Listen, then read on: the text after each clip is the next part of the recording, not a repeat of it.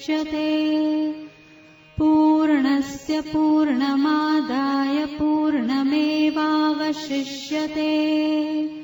ॐ शान्ति शान्ति शान्तिः। हरि ओम।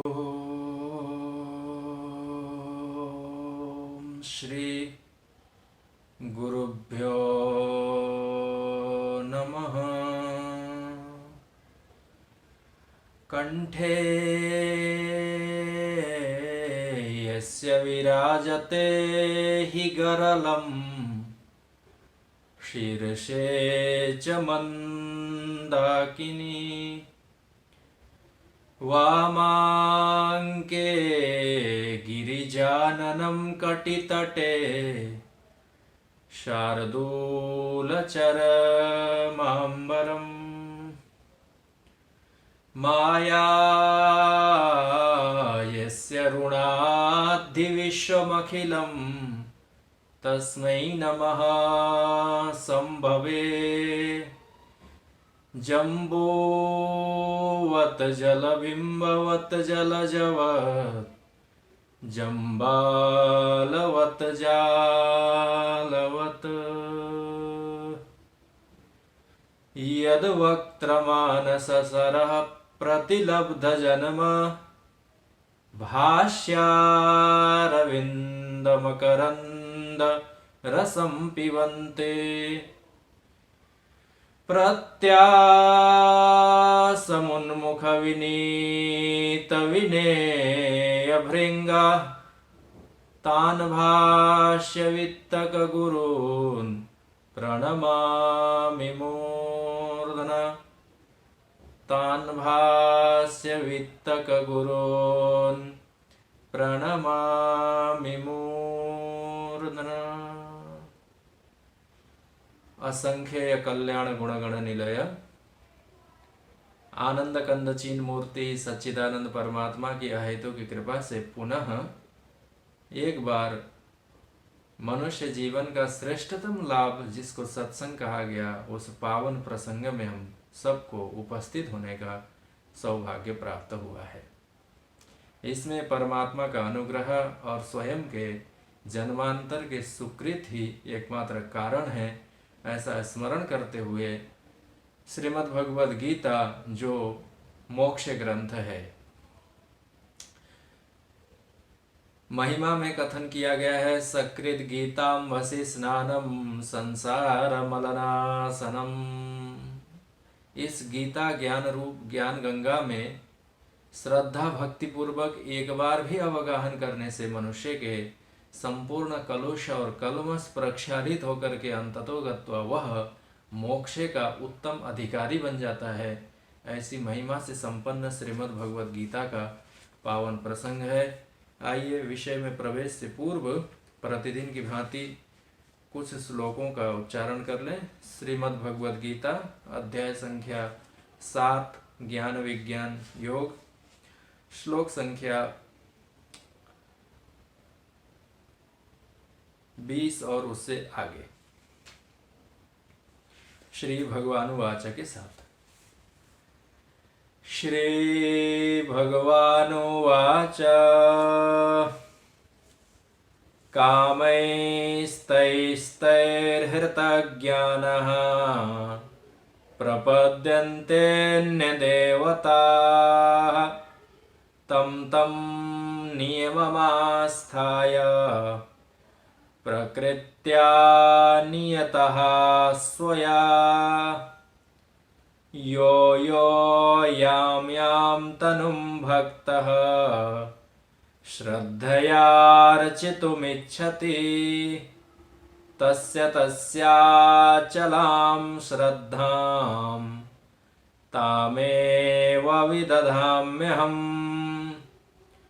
सतया श्रद्धया युक्तः तस्याराधनमीहते लभते च ततः कामान् मयैव विहितान् हितान्। अन्तवत्तो तत्तो फलं तेषां तद्भवत्यल्पमेधसाम् देवान् देवयजो यान्ति मद्भक्ता यान्ति मामपि अव्यक्तं व्यक्तिमापन्नं मन्यन्ते मामबुद्धयः परं भावमजानन्तो ममाव्ययमनुत्तमम्।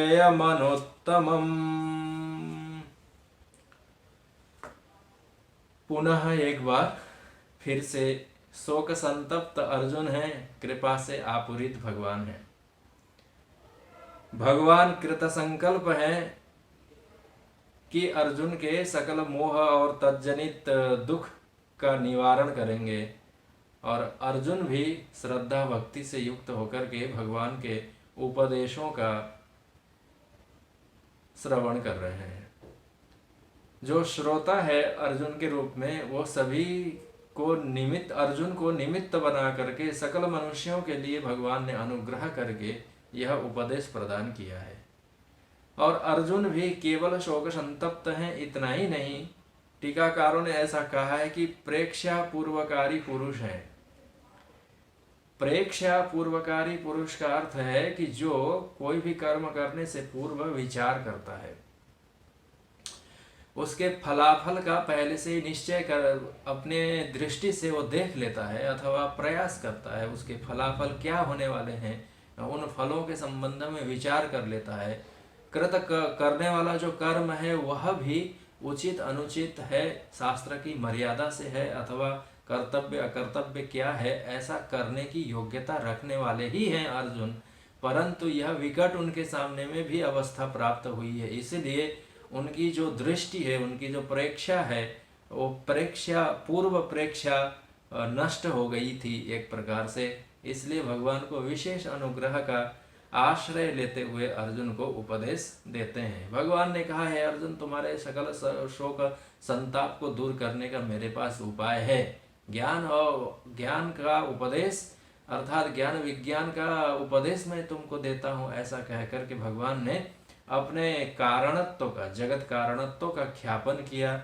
उस कारण रूपे न परमात्मा को कैसे जाना जाता है उसकी विधि बताई, और कैसे नहीं जाना जाता है अथवा कैसे नहीं जाना जा पा रहा है, यह भी भगवान ने अपनी माया के नाम ग्रहण पूर्वक कहा कि दैवी माया के कारण हे अर्जुन सकल संसार के प्राणी मोहित होकर के उपलब्ध परमात्मा को भी जान नहीं पाते हैं। नहीं जानने के कारण उनकी बड़ी विडंबना होती है। अज्ञान से बड़ा कोई दुख नहीं। माया से मोहित होने के कारण वस्तु की यथार्थता का जब ज्ञान नहीं होता तो उसके अनंतर होने वाली अनेक प्रकार की पीड़ा, कष्ट, श्रम इत्यादियों का यदि मनुष्य विचार कर ले तो वह उस वस्तु के प्रति तत्काल ही वैराग्य कर ले। कोई प्यासा पुरुष जल नहीं होने पर भी मरुभूमि में उसको जल दिखाई दे, मृग मरीचिका दिखाई दे, और वो उस वस्तु की प्राप्ति के लिए जाए और अंततोगत्वा उसको जल की प्राप्ति न हो तो कितना कष्टकारक है। मार्ग का आयास इत्यादि भी उसको लगे, जो परिश्रम इत्यादि पड़ने हैं वो परिश्रम उसको उतने ही करने पड़ेंगे, परंतु वहां पहुंचने के अनंतर वहां जल की प्राप्ति उसको नहीं होती, पुनः असफल हो जाता है।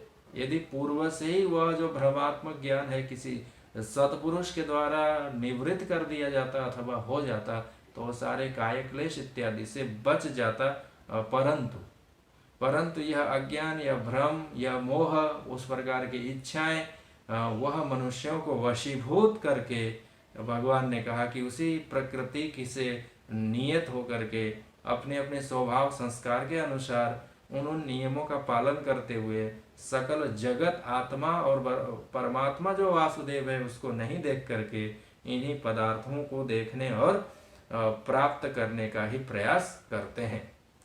भगवान ने कहा कि तम तम नियममास्थाय प्रकृत्या नियता स्वया। यहाँ प्रकृति का अर्थ भगवान भाष्यकार ने किया है स्वभाव अनुसार।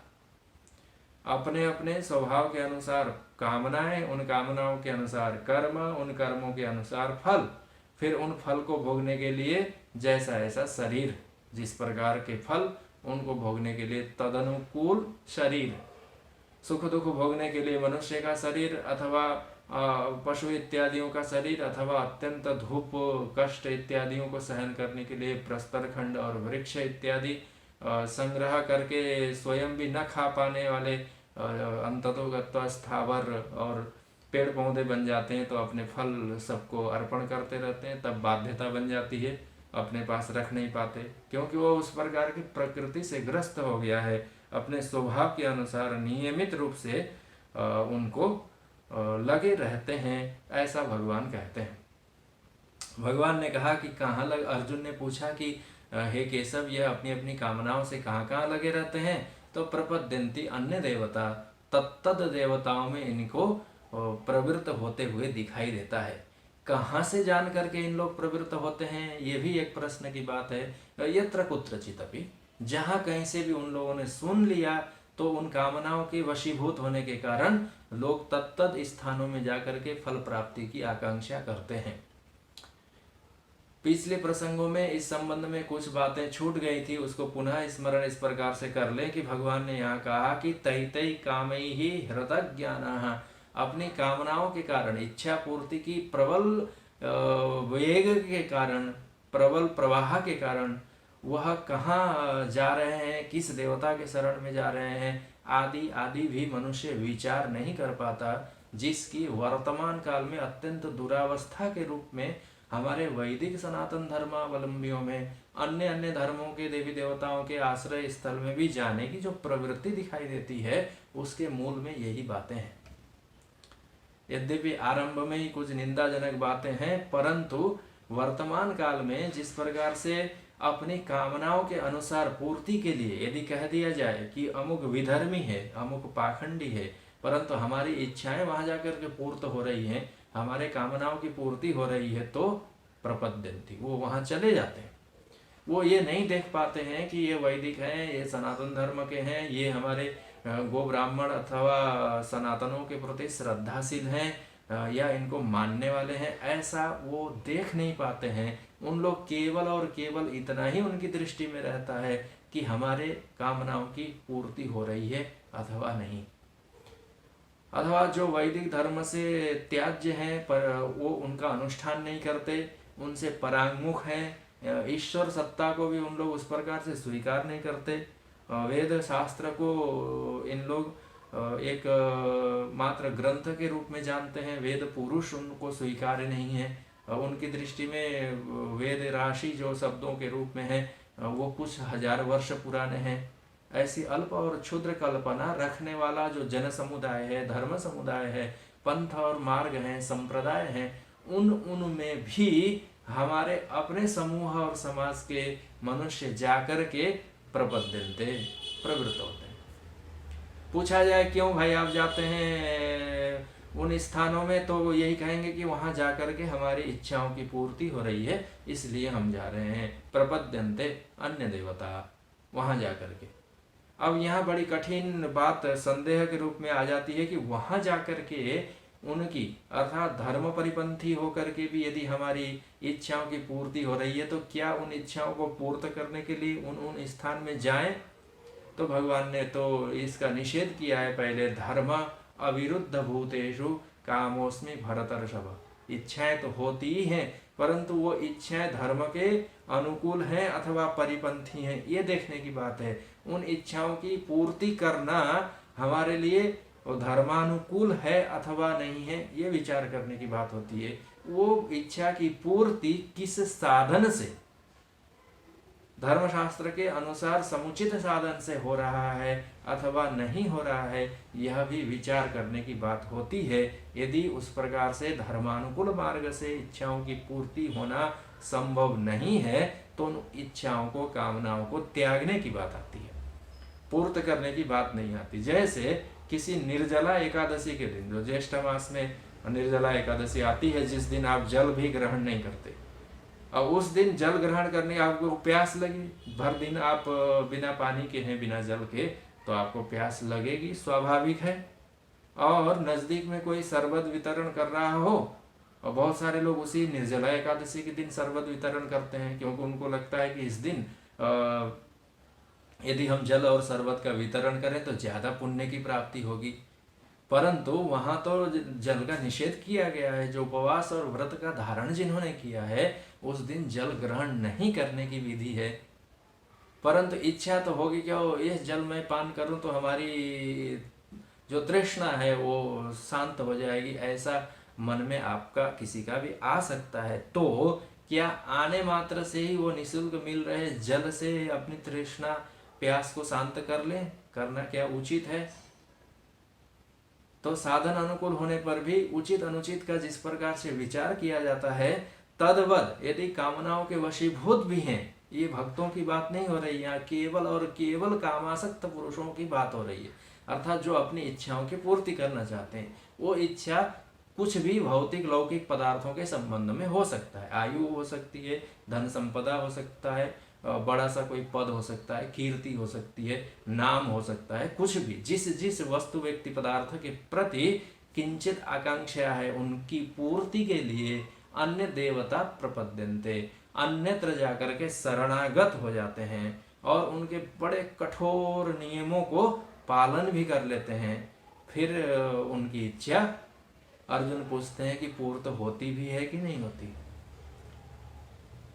तो भगवान तो यहाँ कहते हैं कि इतना कठोर नियम कानूनों का पालन करेगा तो इच्छा तो पूर्ति हो ही जाती है। इच्छा न पूर्ति होगी तो फिर वो व्यक्ति की वहां से हट जाएगा, वहां जाकर के भी इच्छाएं पूर्ति होती ही हैं।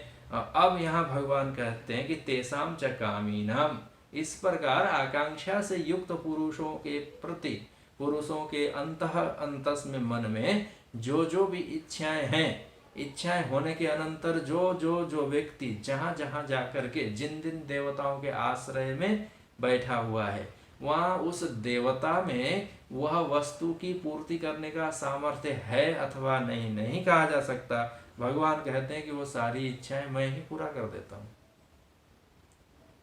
क्यों आप पूरा करते हैं? तो कहे कि ये व्यक्ति इतनी श्रद्धा से गया है ना, तो मैं उसकी श्रद्धा को वहीं दृढ़ कर देता हूं और अपने श्रद्धा के बल से वह अपनी कामनाओं की पूर्ति कर लेता है। जिसलिए कि वह मोह माया से आच्छन्न है, इसलिए जान नहीं पाता कि वो किसने हमारी इच्छा पूर्ति की। वो तो सोचता है यही धर्म विद्वेषक मजार इत्यादि में जाने से हमारी इच्छा की पूर्ति हुई, ऐसा वो मान लेता है। परंतु इसके मूल में किस परमात्मा ने, किस ईश्वर अनुग्रह ने, किस श्रद्धा ने, किस भक्ति ने हमारी इच्छा पूर्ति की, ये वो जान नहीं पाता। ये बात भगवान यहाँ अर्जुन को कहते हैं। श्लोक संख्या 21 में यो यो याम याम तनुम भक्तः श्रद्धयार्चितुमिच्छति तस्य तस्याचलां श्रद्धां तामेव विदधाम्यहम्। भगवान कहते हैं, हे अर्जुन, जो कोई कामना से युक्त पुरुष है वह याम याम देवतनुम, जो भी तनुम अर्थात शरीरम, तनुम अर्थात विग्रह, तनुम अर्थात भगवान का अथवा जो भी भगवत देवता ईश्वर या अन्य कोई आग्रह विग्रह इत्यादि मूर्ति स्थान अथवा कोई समाधि या जो कोई भी प्रतीक के रूप में है जिनका एक आकार है, उसको यहाँ भगवान तनुम इस शब्द से करना चाहते हैं।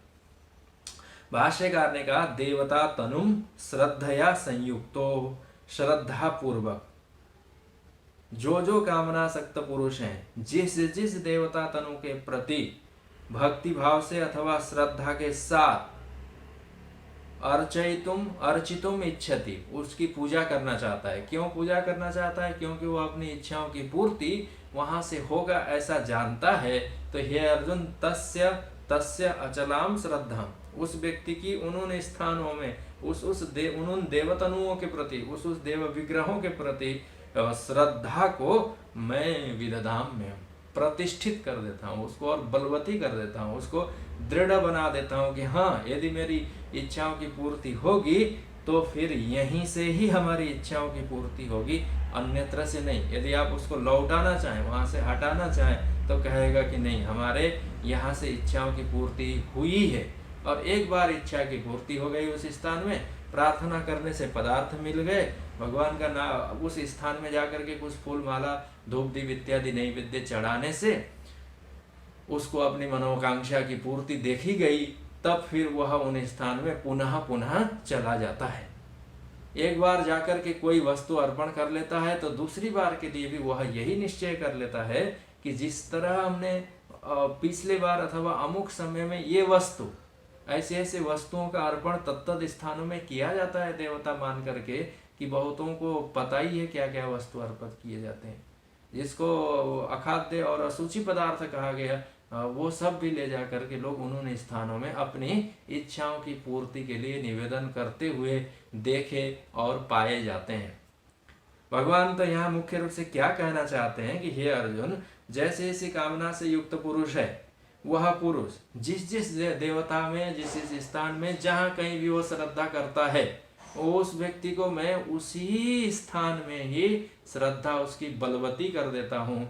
फिर वो श्रद्धा के बल से और आगे जाकर के भगवान कहेंगे मेरे अनुग्रह से उसको वहाँ फल की प्राप्ति हो जाती है।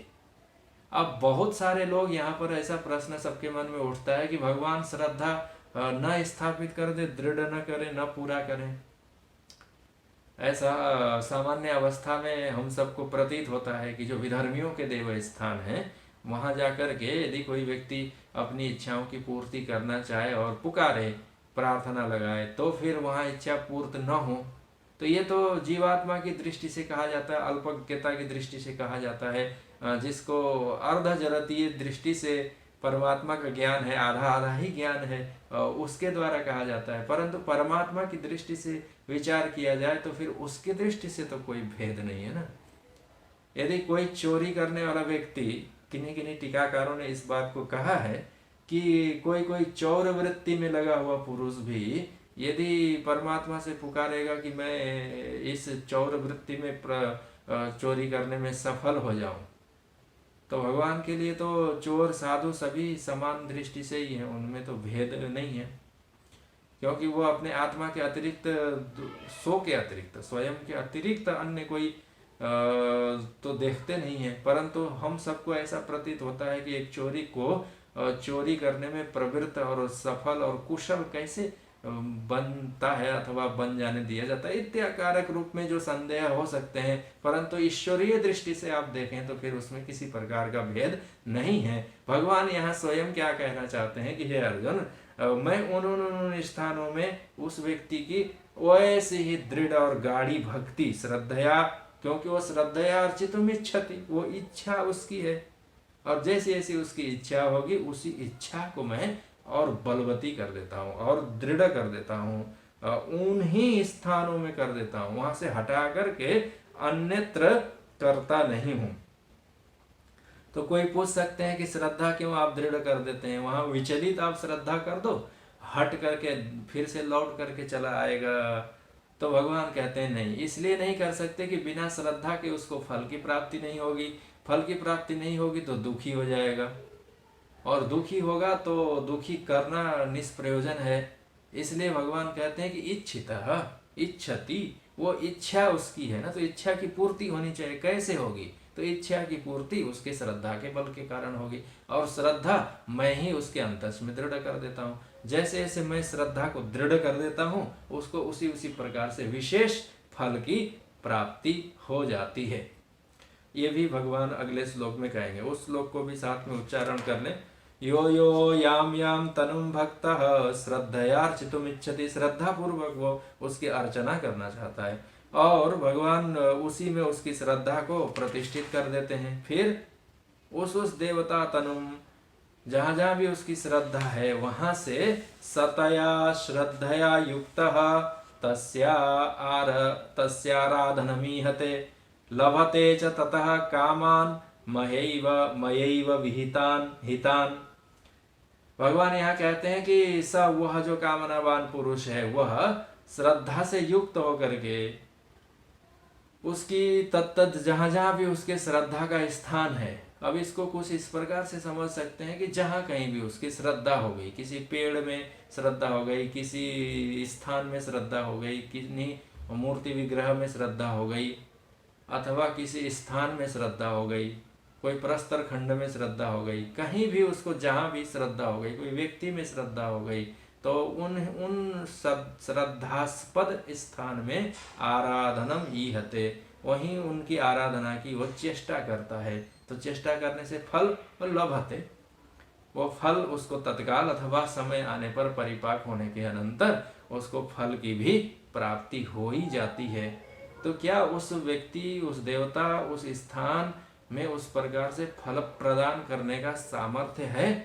तो भगवान कहते हैं कि सामर्थ्य तो मेरा ही है। मया एव तान सकल कामान विहितान, मैं ही उन कामनाओं की पूर्ति की उस प्रकार से व्यवस्था बनाता हूँ, अथवा हमारी इच्छा से ही उसको उस प्रकार के फल की प्राप्ति हो जाती है। परंतु फल कैसे मिलती है? तो उसकी अपनी श्रद्धा के बलवती होने के कारण, श्रद्धा युक्त होकर के उस स्थान में उसने फल प्राप्ति के लिए याचना की, याचना करके उसकी कामनाओं की पूर्ति उस स्थान में हो ही गया। अब इसमें उसको, व्यक्ति को, जहाँ भी उसका श्रद्धास्पद स्थान है, उसी स्थान से इच्छाओं की पूर्ति जब हो ही रही है, तो फिर परमात्मा, आत्मा इत्यादि की उसको मध्य में कोई आवश्यकता पड़ती नहीं है। इच्छा हो गई, वहां से वस्तु की प्राप्ति हो गई, फिर से नई इच्छा हो गई, फिर से नए प्रकार के देवता की आकांक्षा उसको हो गई, तो अपनी इच्छाओं के अनुसार बहुत सारे देवताओं की भी कल्पना कर लेता है। और कुछ ऐसे फल हैं, वो जानता है कि ये फल तो देवताओं से मिलने वाले नहीं हैं, ये तो राक्षसों से हमें प्राप्त होने वाले हैं, तो उनकी उपासना करने चला जाता है। फिर देखता है कि ये राक्षसों के भी बस के बात नहीं है, यक्ष गंधर्व किन्नरों की उपासना करने चला जाता है। देखता है कि अरे इससे भी हमें जितने फल की आकांक्षा है, इच्छाएं तो बढ़ती जाती है ना, एक कामना है वो पूर्त हो गई, फिर से नई कामना आ गई, भूख के समान है। इच्छाओं को, अंतस की कामनाओं को बिल्कुल भूख के समान कहा गया कि आप दोपहर को भोजन कर लें भरपेट, अच्छे अच्छे पदार्थों से अपने पेट को भर लें, फिर आप 2-4-5 घंटे बाद देखेंगे कि हाँ 4-5 बज गए, तो फिर आपको कुछ चाय आदि तरल पदार्थ पीने की आवश्यकता पड़ेगी। फिर रात 9-10 बज गए तो आपको फिर से आधा 1 किलो भोजन खाने की जरूरत पड़ गई। खाने की दोपहर को इच्छा थी और आपके उदर पूर्ति के अनंतर फिर इच्छा समाप्त हो गई थी। अब आपको कोई कहे कि अरे तुम 10 रसगुल्ले खा चुके हो, तो 10 खाने वाला व्यक्ति तो एक और खा ही सकता है, एक और खा लो, तो आप कहेंगे ना ना, इच्छा अब समाप्त हो गई और नहीं खा सकते, ऐसा आप कहेंगे। कोई भी कहेगा, क्योंकि पेट भर गया तो कैसे खा सकता है। तो उसको पूछा जाए कि अब तुम तो बहुत प्रशंसा करते थे अमुक प्रकार के अन्न की, भक्ष्य भोज्य की, तो थोड़ी और खा लो, तो कहेगा अब और खाने की इच्छा नहीं है। आप उससे कंफर्म करा लें कि भाई अब सचमुच में इच्छा नहीं है, तो कहेगा नहीं नहीं नहीं, अब किसी भी प्रकार से मैं इसको नहीं खा सकता, अब खाने की इच्छा नहीं है। चाय पीने का जो अभ्यासी व्यक्ति होगा, तो उसको आप कहें कि चाय पियो, तो 1 कप चाय पिएगा। बहुत ज़्यादा उत्सुक होगा तो 2 कप चाय पिएगा। उसको आप तीसरी कप चाय पिलाएं, चाय पियो, तो कहेगा नहीं अब मन भर गया, अब इच्छा नहीं है। परंतु 2 घंटे बाद आप फिर से पूछें चाय पियोगे, तो कहेगा हाँ थोड़ी सी चाय चलेगी। अब कहाँ से आ गई? पहले तो आप कहे थे, उस समय आप न दें उसको, कहे कि तुम्हारी तो, यदि इसको कहा जाए कि तुम्हारी तो चाय पीने की इच्छा चली गई थी, तो फिर से इच्छा आ गई। तो ये इच्छा इसी तरह भूख प्यास की तरह ही है, इनको नित्य चिकित्सा करनी पड़ती है, भक्ष्य भोज्य आहार इत्यादि देकर के। तद्वत ये इच्छाएं भी हैं। ये इच्छा एक पूर्त हो गई तो दूसरी जाग गई, दूसरी पूर्त हो गई तो तीसरी जग गई, और तो और एक इच्छा पूरी हो गई तो अज्ञान के कारण 2 इच्छा कर लेता है। 2 पूरे हो गए तो देखता है अरे 2 पूरे हो गए, तो फिर 2 पूरे और कर ले। तो अनंत प्रकार की उसके अंतस में इच्छाएं जागृत होती रहती हैं, और वो इच्छाएं पूर्त होती रहती हैं तत्त देवताओं से। फिर वह उसी प्रकार से नित्य निरंतर उन्हीं देवताओं में, उन्हीं स्थानों में लगा रहता है, उन नियमों को पालन करता रहता है। परमात्मा, ईश्वर, आत्म कल्याण इत्यादि से उसका बीच में किसी प्रकार का लेना देना नहीं रहता है। यह बात भगवान यहाँ अर्जुन को कहना चाहते हैं। तो फिर तो इच्छा पूर्ति करने वाला, परमात्मा के बराबर सामर्थ्य वाला, उसके समान सिद्ध संकल्प वाला, उसके समान ज्ञान वाला दूसरा कोई भी है क्या वो इच्छाओं की पूर्ति करता है? तो भगवान कहते हैं कि नहीं नहीं नहीं, मया एव तान विहितान, मेरे द्वारा ही वो विहित किए गए हैं। हमने ही सबको नियुक्त किया है। मया अध्यक्षेण प्रकृति है, मेरी अध्यक्षता में ही सभी चंद्र सूर्य इत्यादि देवता ग्रह नक्षत्र तारे ऋषि मुनि तापस और मनुकर्दम इत्यादि सब जितने हैं उन सब की व्यवस्था, असुर राक्षस किन्नर गंधर्व सब जिनका भी जन्म हुआ है, जनिमत है, उत्पन्न है, वो सब को यथायोग्य व्यवस्था के लिए मेरे द्वारा ही नियुक्त किए गए हैं। मुझ विराट में ही यह सब अंग प्रत्यंग के रूप में लगे हुए हैं। कोई दाएं हाथ से ग्रहण करना चाहता है, कोई बाएं हाथ से ग्रहण करना चाहता है, कोई दृष्टि से कृतकृत्य और धन्य होना चाहता है, किसी के मन में संकल्प जगने मात्र से, कोई वचन से प्रशंसा पाकर के तुष्ट होना चाहता है। तो जिस प्रकार आप मुख से वचन उच्चारण करते हैं, अथवा कोई व्यक्ति हाथ से कोई वस्तु प्राप्त करके प्रसन्न होना चाहता है, तो आप संकल्प करके हाथ से कोई वस्तु दान दे देते हैं। तद्वत यह विराट परमात्मा के सकल अंग प्रत्यंगों के रूप में यह जो सारी सृष्टि है, तत्तद स्थान से भगवान कहते हैं कि मया एव तान विहितान, मेरे द्वारा ये सब व्यवस्था की गई है, बनाया गया है। परंतु उसमें उसकी कृतित्व क्या है? तो उसमें कृतित्व उसकी दो है। एक तो कृतित्व उसकी है कि इच्छा, उसने इच्छा की। यदि जीवात्मा को इच्छा करने की पूरी स्वतंत्र और छूट मिल जाए तो इसकी इच्छाओं की तो कोई आर पार नहीं है, ये कुछ भी इच्छा करके बनाने का प्रयास कर सकता है। और दूसरी है आराधनम ईहते, यदि किंचित तरीके से वो किंचित आराधन उपाय पूजा पाठ मंत्र इत्यादि तो वह करता ही है, और उनको करने में किंचित किंचित श्रद्धा भक्ति इत्यादि इसमें रहती ही है। उन श्रद्धा भक्तियों को दृढ़ कर नहीं पाता, परमात्मा के अनुग्रह से ही बीच बीच में छोटे मोटे फल पा करके वो श्रद्धा इत्यादि परिनिष्ठित और प्रतिष्ठित हो जाती हैं। फिर पुनः पुनः प्राप्त होने पर वह श्रद्धा दृढ़ और बलवती हो जाती है। यह भी बात यहाँ स्मरण करना है, क्योंकि कोई भी वस्तु की प्राप्ति के लिए बिना श्रद्धा के संभव नहीं है, ऐसा ऋषि मुनियों का और आचार्यों का कहना है। इस बात को अर्जुन ने आगे जाकर के पूछा भी है कि यह शास्त्र विधिमुत्सृज्य वर्तन्ते, ऐसा कह करके अपने शास्त्र विधि को छोड़ करके अपनी कामनाओं के आकारित होकर के कामकारतः परंतु श्रद्धा युक्त उन पुरुषों की क्या अवस्था होती है, ऐसा कह करके अर्जुन के मन में भी यह संदेह है। इसलिए श्रद्धत्सो सौम्य इति कह करके श्रुतियां भी कहती हैं कि पहले श्रद्धा करनी पड़ती है।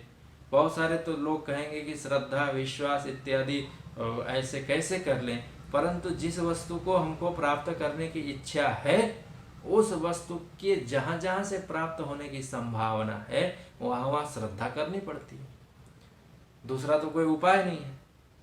यदि हमारी इच्छा है कि अमुक स्थान से हमें ये इच्छा हमारी पूर्ति हो जाए, तो उस स्थान व्यक्ति के प्रति तो श्रद्धा करनी पड़ेगी ना।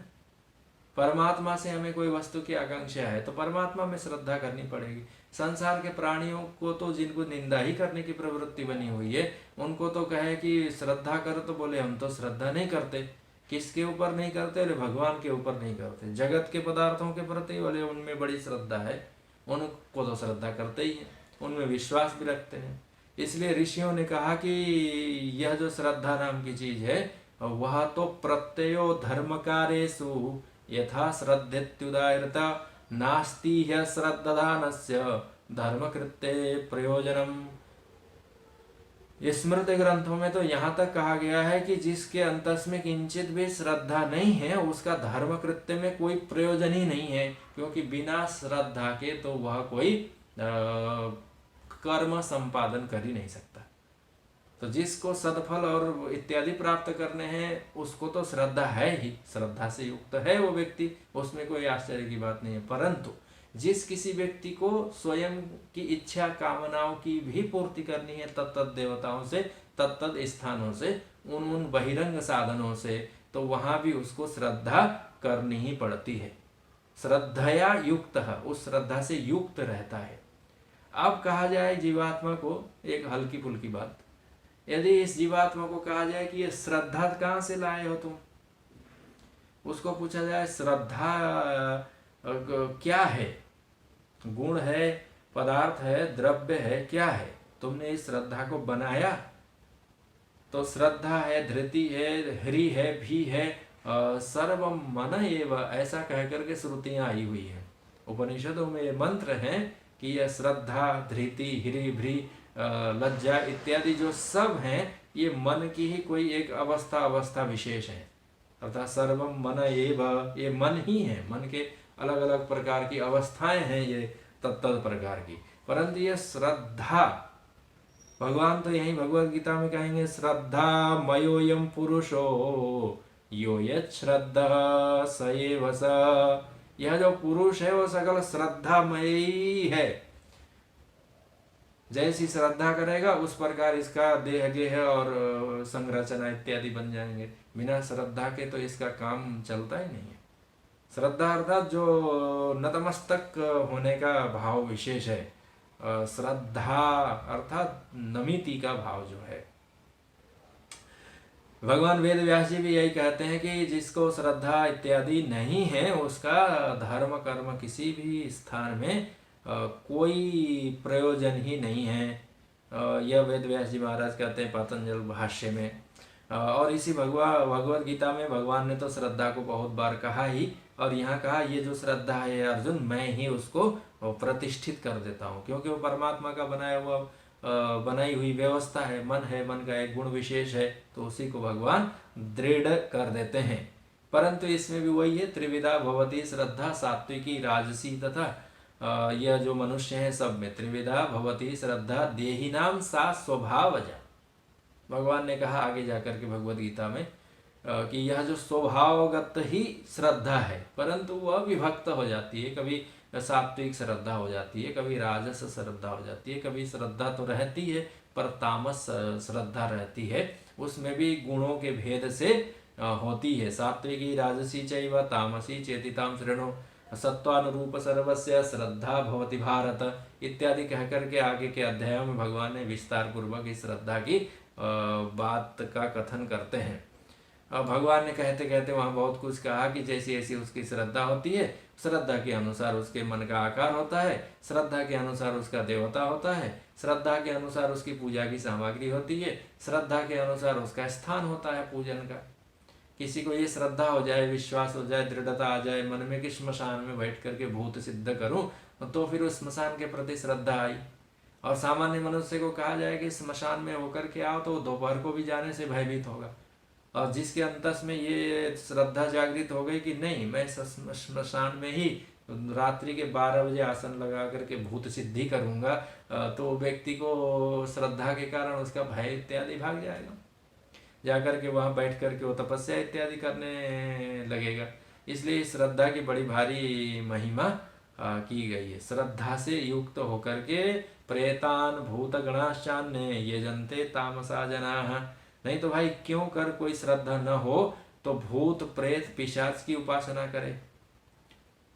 श्रद्धा होगी तभी तो कर पाएगा ना। भूतों में श्रद्धा है, प्रेतों में श्रद्धा है, पिशाचों में श्रद्धा है, और वो उनकी याजन पूजन करते ही हैं। भूत गणाश्चान्य, भूतों के समूह में उनको विश्वास है। यह तामसी श्रद्धा है, ऐसा कह करके 188 राजसा। और जिनकी सात्विक श्रद्धा है वह देवता इत्यादि में यजन पूजन करते ही हैं। तो यहाँ उससे यह अर्थ भी ध्वनित हुआ कि जो अपनी कामनाओं की पूर्ति के लिए तामस देवताओं में, तामस पदार्थों में, तामस साधनों में श्रद्धा करते हैं, उनको वहां से उस प्रकार के फल की प्राप्ति हो जाती है। कौन देता है फल? भगवान कहते हैं मयैव विहितान हितान। हे अर्जुन, वो फल तो मैं ही प्रदान करता हूँ। और कैसी कैसी लोग श्रद्धा करते हैं, तो बड़ी विलक्षण सबकी श्रद्धा और श्रद्धास्पद स्थान रहते ही हैं। श्रद्धा पूर्व इमे धर्मा श्रद्धा मध्यांत संस्थिता। श्रद्धा पूर्वक ही कोई व्यक्ति किसी कर्म में प्रवृत्त हो पाता है, और धर्मीय कर्मों में तो श्रद्धा नहीं होगी तो किस प्रकार से प्रवृत्त होगा। इसलिए श्रद्धा पूर्व, आदि में आपको श्रद्धा चाहिए। श्रद्धा मध्यांत, और मध्य मध्य में भी आपको अपनी श्रद्धा बनाए रखनी पड़ती है। श्रद्धा नित्य प्रतिष्ठाश्च धर्मा श्रद्धैव कीर्तिता। इसलिए यह सकल धर्म श्रद्धामय ही है, और वही धर्म करते करते करते श्रद्धामयो यम पुरुष, ये पुरुष भी श्रद्धामय हो जाता है। वो देह में श्रद्धा करता है कि हाँ ये 100 वर्ष तो बना रहेगा, और श्रद्धा करता है कि मैं इस देह के द्वारा किया गया जो सकल कर्म है, देह तो नाश हो जाएगा परंतु जाकर के मुझे अन्यत्र उस फल की प्राप्ति हो जाएगी। स्वर्ग जाकर के मुझे यह देह नष्ट हो जाएगा, ये भी ज्ञान है, और स्वर्ग जाकर के मुझे फल की प्राप्ति होगी, ये भी ज्ञान है। इसमें तादात्म्य का भी ज्ञान है, भिन्नता का भी ज्ञान है। ऐसे ही इसकी धूल मूल प्रकार के ज्ञान रहता है। देह के द्वारा किए गए कृतकर्म देही को लोकांतर में जाकर के प्राप्त होने वाला है।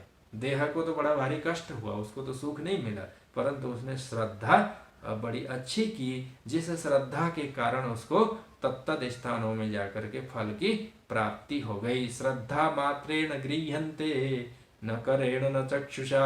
अब परमात्मा को यदि जानना चाहें तो फिर तो परमात्मा को तो बिना श्रद्धा के जान ही नहीं सकते, क्योंकि यह जो परमात्मा है वह सूक्ष्मत्वात्, सूक्ष्म है। स्थूल होता तो आप हाथ से प्राप्त करते, जो हाथ से ग्रहण किया जाता है उसको श्रद्धा करनी नहीं पड़ती।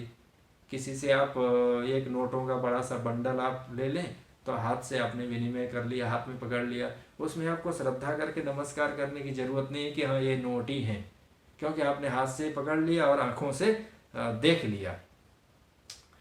ब्रह्मा जी कहते हैं श्रद्धा की प्रशंसा में, श्रुति मात्र रसा सूक्ष्म प्रधान पुरुषेश्वरा श्रद्धा मात्रेण गृह्यन्ते न करेण न चक्षुषा। यह प्रधान पुरुष इत्यादि जो सूक्ष्म चीज हैं, यह सूक्ष्म तो श्रद्धा के द्वारा ही गृहित होने वाले पदार्थ हैं। न करेण, स्थूल तो है नहीं कि हाथ से पकड़ लिया जाए, अथवा कोई रूपवान पदार्थ तो है नहीं, इनको चक्षुषा, ये चक्षु के द्वारा देखा जाए। काया क्लेशैर न बहुभिः अथवार्धस्य राशिभिः धर्मः संप्राप्यते सूक्ष्मः श्रद्धाहीनैः सुरैरपि। और तदनुसार परमात्मा, उसकी प्रकृति अर्थात अव्यक्त, वो भी श्रद्धा से ही जानी जा रही है कि जगत सत्य है ऐसा जाना जा रहा है, श्रद्धा ही तो है इसमें। और उसमें किए जाने वाले सकल प्रकार के धर्म हैं, यह धर्म भी श्रद्धा के द्वारा ही किए जा रहे हैं। श्रद्धा धर्म ये भी पर सूक्ष्म है। श्रद्धा ज्ञानम हुतम तपः, तपस्या इत्यादि भी, हवन इत्यादि भी, जितने भी हैं ये सब श्रद्धामयो यम, श्रद्धा युक्त ही है। आहुति आप देते हैं, उन आहुतियों के द्वारा आप श्रद्धा ही तो करते हैं कि उसका फल अंततो गत्वा यथा योग्य तरीके से प्राप्त होने वाले हैं। कोई कहे कि नहीं भाई मैं तो श्रद्धा से रहित होकर के ही करूंगा, तो भगवान ने कहा है कि अश्रद्धया हुतम दत्तम तपस्तप्तम कृतम चयत। यदि श्रद्धा नहीं है और बड़ी जबरदस्ती बलपूर्वक यदि उस मनुष्य के द्वारा किया गया तो फिर असदित्युच्यते पार्थ न च तत्प्रत्यनो प्रत्यनेह च। भगवान ने कहा कि श्रद्धा से रहित होकर के तो किया ही नहीं जा सकता। यदि बलपूर्वक श्रद्धा विहीन होकर के भी करेगा तो उसका न यहाँ फल है न लोकांतर में जाकर के फल है। कुछ तो थोड़ा सा फल मिलता होगा, कहे उसको असदित्युच्यते, वो फल न के बराबर ही उसको कहा जाएगा। अश्रद्धया हुतम दात्तम तपस्तप्तम कृतम चयत, जो कुछ भी मनुष्य के द्वारा किया जाता है तो श्रद्धा होना अत्यंत आवश्यक है। तो जहां जहां भी श्रद्धा होगी उस श्रद्धा को बलवती करने वाला परमात्मा ही है। ईश्वर के द्वारा प्रतिष्ठित और बलवती होकर के वह श्रद्धाशील मनुष्य अपने अपने इच्छित और आकांक्षित वस्तु को वह प्राप्त कर लेता है। यह भी बात है, बड़ी श्रद्धा आई है। और यदि कोई श्रद्धा पूर्वक न करे तो कहीं कहीं यह भी बात आया हुआ है, बात आई है कि वह तो असुरों को चले जाते हैं। जैसे आपने अश्रद्धा से कोई दान दिया, श्रद्धा पूर्वक यदि आप दें तो सात्विक दान कहलाया। आपने अश्रद्धया दत्तम असंस्कृतम, संस्कृत नहीं, हविर्भागा षडेते तव दैत्य पुंगव, कहते हैं कि अश्रोत्रियम श्राद्धमदीतम व्रतम त्वदक्षिणम यज्ञमनृत्तिजाहुतम अश्रद्धया दत्तम संस्कृतम हविर्भागा षडेते तव दैत्य पुंगव। संग्रह श्लोक में इस प्रकार से कहा गया कि श्रद्धा से रहित होकर के हवन इत्यादि कोई करे और अश्रोत्रीय ब्राह्मण इत्यादियों के द्वारा सत्कर्म और सद्धर्म इत्यादियों का संपादन कराए, व्रत इत्यादि भी वो श्रद्धा से रहित होकर के ही करे। कोई बड़ा सा यज्ञ करे परंतु उसमें ऋतु इत्यादि न रखे, पुरोहितों को न बुलाए और कदाचित एक दो को बुला भी ले तो ठीक से अदक्षिणम दक्षिणा इत्यादि दान न दे तो सड़ेत तब दैत्य पुंगव, वो सब भाग दैत्यों को चला जाता है, असुरों के पास चला जाता है। ऐसे कह करके भी श्रद्धा की महिमा के संबंध में कथन किया गया है।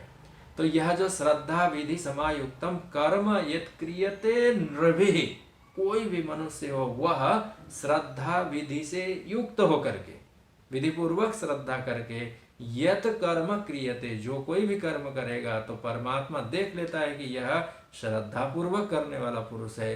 सुविशुद्धेन भावेन तदा अनंताय कल्पते, वो विशुद्ध भाव से श्रद्धा कर ले, मात्र और मात्र श्रद्धा ही कर ले, वो किस में कैसे कहाँ किस प्रकार से कर रहा है यह भी नहीं, मात्र उसने श्रद्धा किया तो श्रद्धा के बल से ही वह श्रेष्ठ फल को प्राप्त कर लेता है। ऐसे कह करके श्रद्धा की विशेष महिमा आई है। तो फिर से यह श्रद्धा है क्या, तो मन एवं, मन ही है। जीवात्मा ने बनाया क्या, तो कुछ महात्मा लोग ऐसा कहते हैं, नहीं नहीं, यह जो बनाने वाला तो परमात्मा ही है। उसी ने श्रद्धा की सृष्टि की, उसी ने धर्म की सृष्टि की, उसी ने ही हरि भी श्री इत्यादि जो गुण उसने उत्पन्न किए, उन गुणों में यह श्रद्धा भी एक गुण है। तो बहुत सारे लोग कहते हैं नहीं नहीं, श्रद्धा हमने उत्पन्न की, मन में श्रद्धा लाए। तो भगवान ने इसको कहा कि स्वभावजा, ये तो स्वभाव से ही अंतस में उत्पन्न होने वाले हैं, ये जीवात्मा के द्वारा बनाए हुए नहीं है। एक महात्मा जी तो ऐसा भी कहते हैं कि ये जीवात्मा श्रद्धा इत्यादि उत्पन्न कर ही नहीं सकता, क्योंकि इसका तो कुल सामर्थ्य है कोई आकार और साकार वस्तु का ही निर्माण कर ले। यह बात कुछ विचार की भी है। साधुओं के महात्माओं के अपने अनुभव के वचन हैं। उन्होंने कहा कि कोई लोग कहते हैं नहीं, हमने श्रद्धा जगाई, हमने विश्वास जगाया, तो भगवान ने तो उनको कहा स्वभाव, ये जन्म से ही आने वाली चीज है, उसको आप दृढ़ कर सकते हैं, उसको आप प्रसारित कर सकते हैं, उसको बढ़ा सकते हैं, परंतु उत्पन्न ही कर ले ऐसा थोड़ा कठिन है। क्यों? क्योंकि श्रद्धा गुण होने के कारण उसका कोई आकार तो है नहीं, श्रद्धा कोई रूपवान पदार्थ तो है नहीं कि आप देख के ये श्रद्धा है, यम श्रद्धा ऐसे कह करके आप तो देख नहीं सकते, कोई भी नहीं देख सकता। तो जिस वस्तु को देख नहीं सकते उसको आप हम हस्तपाद आदि से बना नहीं सकते। अब रह गया मन, मन का एक गुण विशेष है, तो मन उसको स्वयं निर्मित कर ले, तो परंतु मन की निर्मिति फिर उसके कारण में बुद्धि में आप चले जाएं, फिर जाते जाते अव्यक्त में चले जाएं और हम तो पुरुष में चले जाएं। तो पुरुष परमात्मा ही इन सकल गुणों का भी उत्पादक होने के कारण यह श्रद्धा जीवात्मा उत्पन्न नहीं कर सकता, वो परमात्मा की बनाई हुई चीज है। इसलिए परमात्मा जो व्यक्ति भी श्रद्धा करता है उस श्रद्धा को भगवान उन्हीं स्थानों में बढ़ा देते हैं।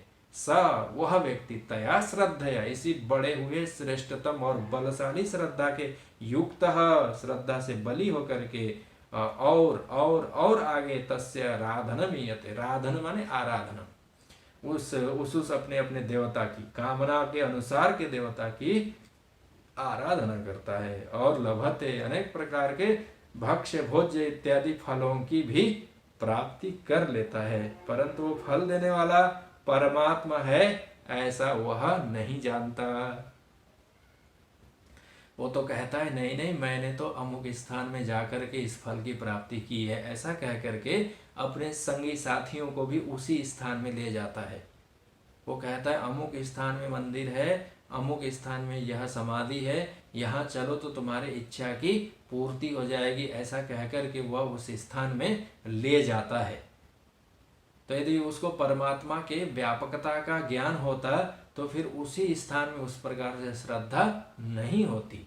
यह बात अत्यंत सूक्ष्मता से विचार करने की है कि विचारवान पुरुषों को भी कभी कभी ऐसी प्रतीति होती है कि यह जो स्थान है अथवा उसमें स्थान इत्यादि की निंदा की दृष्टि से नहीं, हेय बनाने की दृष्टि से नहीं, पर शुद्ध विचार की दृष्टि से देखें तो बहुत लोग कहते हैं कि अमुक स्थान के जो देवता हैं, विग्रह हैं, मूर्ति हैं, वो जल्दी फल देने वाले हैं। तो उस बेचारे को ये ज्ञान नहीं है, ये माना जाएगा कि फल प्रदाता तत् परमात्मा है, वो किसी भी मूर्ति विग्रह के माध्यम से वो फल प्रदान कर सकता है, ऐसी दृढ़ता हो तो फिर वह तत्तद स्थानों से भी फल की प्राप्ति करके परमात्मा को फल का प्रदाता समझ सकता है। इसलिए यहाँ एक संदेह ये करना चाहिए, अर्जुन करेंगे भी संदेह। भगवान ने कहा कि ततः लभते च कामान, उसको श्रद्धा से युक्त हो जाए तो फल तो प्राप्त हो ही जाता है।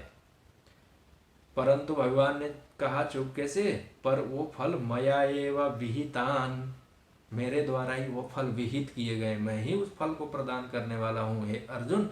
ऐसा कह करके जब भगवान ने कहा तो अर्जुन को तुरंत संदेह हुआ कि उसने श्रद्धा की देवता के ऊपर, उसने श्रद्धा की उन साधनों में, उस मंदिर में, उस देवालय में, उस स्थान में दौड़ के गया, 1 महीने 2 महीने उसने उपवास रखे, भूखा रहा, उसी देवता के लिए पदार्थ ले गए, तो क्या पता वही देवता, वही स्थान, वही वस्तु उसको फल प्रदान किया हो।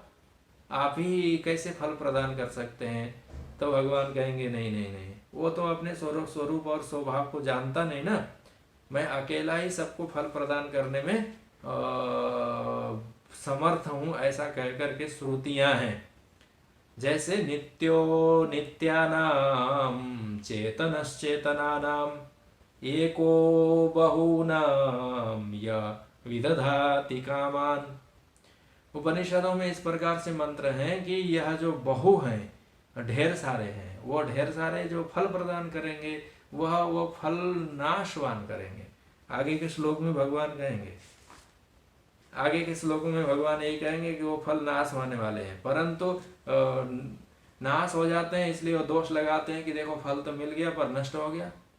संतान की आकांक्षा थी, संतान प्राप्त होने का हमने याचना वरदान मांगा और संतान नष्ट हो गया कुछ वर्षों में, अथवा धन प्राप्ति की हमने याचना की और वो धन नष्ट हो गया, तो फिर तो कहा वो नाशवान पदार्थ ही देते हैं। परंतु भगवान यहाँ कहते हैं कि मैं जो फल प्रदान करूंगा वह तो अविनाशी होगा, पर वो देवता के माध्यम से चाहता है, वो देवताओं के माध्यम से जाते जाते फल में दूषण आ जाता है और फल नाशवानता को प्राप्त हो जाता है। और उससे पूर्व ही भगवान ये कहेंगे कि मैं अकेला ही सबको फल प्रदान करने में समर्थ हूँ। एको बहुनाम यह विदधाति कामान, सबको एक साथ, बहुनाम सबके सब जितने भी हैं उनको एक साथ फल प्रदान करने में मैं समर्थ हूँ। तत्कारणम सांख्य योगादिगम्यम ज्ञात्वा देवम मुच्यते सर्वपाशैः। फल प्रदान करने वाला कौन है? तो एक है। कहाँ कहाँ एक है? तो बहु नाम, जहाँ जहाँ भी है, जितने भी हैं उसमें अकेला ही है। विदधाति कामान, उन कामनाओं को पूरा कर लेता है। तो अर्जुन फिर से संदेह करेंगे कि आप ही बहुनाम सभी जगह पर अकेले अंतस में रह करके फल प्रदान करने वाले हैं, तो कोई तो जानता होगा कि इसने फल प्रदान किया। कि घर में कोई भिक्षा मांगने चला है तो कौन भिक्षा देने वाला है और कौन नहीं देने वाला है, यह याचना करने वाला याचक जान लेता है। और जो भीख मांगने वाले लोग होते हैं, भिक्षुक लोग होते हैं, आपके चेहरे मोहरे को देख करके जान जाएंगे, आपके हाव भाव को देख करके उन लोग जान लेंगे कि इसके सामने मैं याचना करूंगा तो ये पॉकेट से कुछ निकाल करके देगा। बहुतों के पास भिक्षुक भिक्षा मांगने भी नहीं आते, क्योंकि वो देख के जान लेता है भिक्षुक की ये देने वाला नहीं है। तो जब एक भिक्षुक भी सामान्य मनुष्यों को देख करके जान लेता है कि ये याचना की पूर्ति करेगा अथवा नहीं करेगा, तो फिर भगवान तो सर्वसमर्थ हैं, सर्वज्ञ हैं, परंतु ये जो अज्ञानी जीवात्मा है वो नहीं जानता कि कौन कामना की पूर्ति करने वाला है, कौन कामना की पूर्ति नहीं करने वाला है तो भीतर में एक है, बहुनाम सभी के अंतस में है, यही कारण है, परंतु जानता नहीं है। नहीं जानता है, यह आपने कहाँ से जाना? तो श्रुतियों में ये बात आई हुई है। ये या आदित्य तिष्ठन आदित्याद अंतरो यम आदित्यो न वेद यस्य आदित्य शरीरम। वो सबका अंतर्यामी के रूप में रहता है, छुप करके रहता है, सूक्ष्म रूप में रहता है। या पृथिव्याम तिष्ठन पृथिव्याद अंतरो यम पृथ्वी न वेद यस्य पृथ्वी शरीरम। सकल का जितने भी पदार्थ हैं, जितने भी जड़ चेतनात्मक हैं, उनमें उसी प्रकार के शरीर को बना करके उसी का अंतर होकर के भीतर सूक्ष्म रूप में रहता है। इत्यादि भी श्रुति भी प्रतिपादिया मदीयस्तनव इत्या न जानन, नहीं जानते हैं, परंतु वो श्रद्धा से युक्त होने के कारण मेरे द्वारा ही इन सब को उसी प्रकार से फल का प्रदान करते हैं। यह बात भगवान कहना चाहते हैं। भगवान अर्जुन को यह भी कहेंगे कि यह जो देवताओं के माध्यम से हे अर्जुन छोटे मोटे कामनाओं की पूर्ति की जाती है, इसमें कोई विशेषता नहीं है,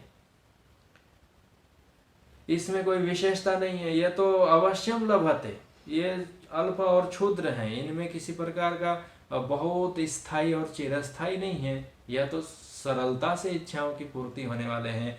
मैं तो मुक्ति रूपी जो अविनाशी फल है वो भी प्रदान करने में समर्थ हूँ, जिसको प्राप्त करके ऋषि मुनि सब लोग कृतकृत्य और धन्य हो जाते हैं। तो फिर छोटी सी श्रद्धा, छोटे सा फल, लौकिक और पार्थिव पदार्थों की इच्छा क्यों नहीं पूर्ति करूंगा, यह भगवान यहाँ कहना चाहते हैं। लभते च ततः कामान मयैव विहितान हितान। यहाँ एक भगवान भाष्यकार अलग प्रकार की चर्चा भी करते हैं, कहीं कहीं छपा हुआ भी इस प्रकार का रहता है कि विहितान हितान। हितान अर्थात जो हितकारी हैं उनको विहितान, मैं विहित करता हूँ, ऐसा भी अर्थ कुछ लोगों ने ग्रहण किया है। तात्पर्य तो इसमें से यही निकला कि संप्राप्येन मृषयो ज्ञान तृप्ता कृतात्मानो वीतरागा प्रशांता ते सर्वगम सर्वत प्राप्य धीरा युक्तात्मान सर्वमेवाविशन्ति तेषां ज्ञानी नित्ययुक्त एक भक्तिर्विशिष्यते। ये कहा, बात चल रही थी ये कहा, क्योंकि संदेह ये हुआ था कि परमात्मा ये सभी जगह पर की श्रद्धा को देख करके तत्त स्थान में कैसे फल प्रदान करता है। तो अंतर्यामित्व है ना, अंतर्यामी रूपेण वह सबके शरीर में तिष्ठन रहता है, उन देवताओं के तनुओं में तो रहता ही है। परमात्मा ही चेतन होने के कारण सकल की इच्छाओं की पूर्ति करता है, क्योंकि जड़ पदार्थ दूसरे जड़ पदार्थ के इच्छाओं की पूर्ति नहीं कर सकता, न उनकी इच्छाओं को जान ही पाता है। यदि हमारे मन में ये हो जाए कि नहीं ये जड़ पदार्थ है, ये पेड़, ये पार्थिव पदार्थ है, ये प्रस्तर खंड, ये विग्रह मूर्ति इत्यादि हमारी इच्छाओं की पूर्ति कर रहे हैं, तो कहे कि नहीं नहीं ऐसा नहीं है। उन पदार्थों में, उन विग्रहों में जो अंतर्यामी रूप से एकमेव अद्वितीय चेतन सत परमात्मा जो है, क्योंकि दो चेतन तो हो नहीं सकते, वही अकेला चेतन ही उन इच्छाओं की जो श्रद्धा से युक्त होकर के अर्चितुम इच्छति, वो अर्चना करने के लिए गया है, याचना करने के लिए गया है, उसकी इच्छाओं को जानता है, जान करके पूर्त करने वाला यह परमात्मा ही है। दूसरा कोई जड़ पदार्थ इच्छाओं की पूर्ति नहीं कर सकता।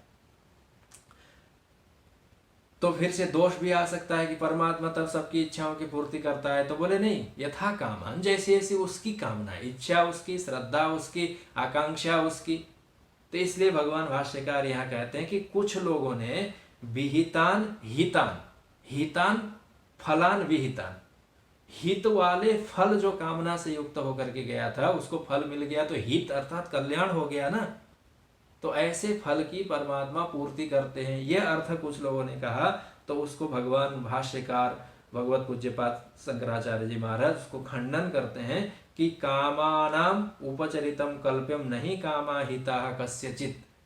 किसी की भी कामना और इच्छा पूर्त होना ये कोई हितकारी ही हो ऐसा कह नहीं सकते, क्योंकि उन इच्छाओं की पूर्ति करने में कायक क्लेश है। शरीर में आपको परिश्रम करना पड़ेगा, पराश्रित रहना पड़ेगा, नाशवान पदार्थ है, नष्ट होने का दुख है, देह आयास अर्थात शरीर से परिश्रम आपको करना पड़ेगा, उसकी प्राप्ति के लिए आपको द्रव्य इत्यादि खर्चा करना पड़ेगा, और थोड़े समय तक रहने वाला फल है, तो वो किसी भी प्रकार से हितकारी तो नहीं है।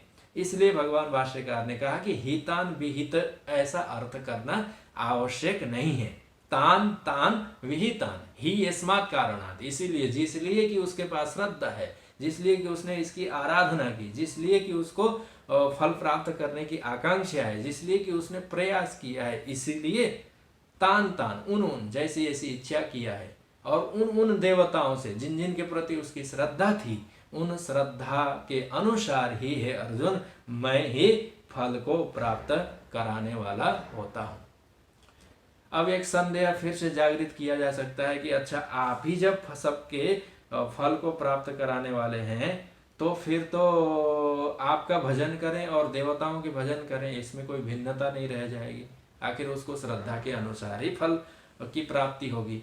तो इस बात को भगवान खंडन क्या करेंगे? भगवान कहेंगे कि नहीं नहीं, वो देवताओं के माध्यम से फल प्राप्त करता है अल्प और क्षुद्र, और जो मुझ परमात्मा से यदि वही फल प्राप्त करेगा तो वह महत और भूमा होगा, जो अविनाशी फल होगा, और अंततोगत्वा मुझे ही प्राप्त कर लेता वो फल तो सामान्य और छोटी चीजें, ऐसा कह करके भगवान फिर से अपने स्वरूप का और उसके अतिरिक्त देव तनुओं से प्राप्त होने वाले फल की अल्पता का फिर से अर्जुन के सामने विधान करेंगे। उसकी चर्चा अब हम लोग फिर से यथायोग्य समय के अनुसार आगे के सत्रों में करते हैं। आज के सत्र को हम लोग यहाँ विश्राम देंगे। सतया श्रद्धया युक्तः तस्याराधनमीहते लभते च ततः कामान् मयैव विहितान् हितान्।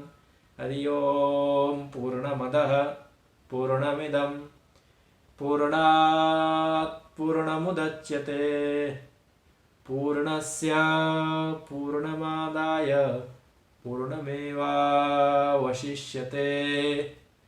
ओम शांति शांति शांति।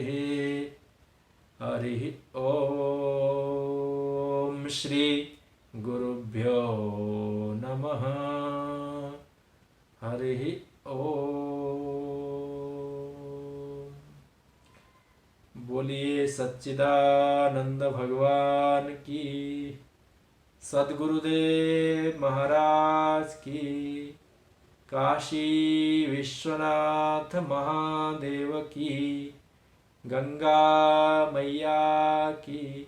ओम नमः पार्वती पतये। हर हर महादेव।